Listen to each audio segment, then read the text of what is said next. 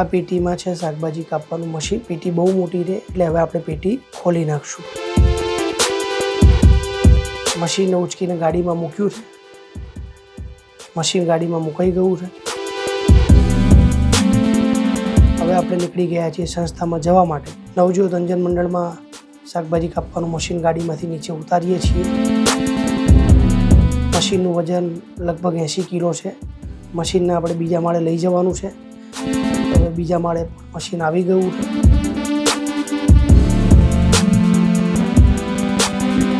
આ જૂનું મશીન છે। થોડું ફિટિંગ કર્યું અને ત્યારબાદ ભગવાનની પૂજા।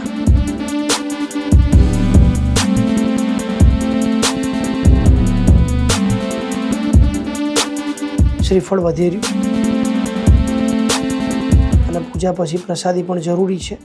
અને હવે અમારી દીકરીના હાથે મશીન ચાલુ કર્યું છે અને મશીનમાં સૌપ્રથમ બટાકા કાપ્યા છે।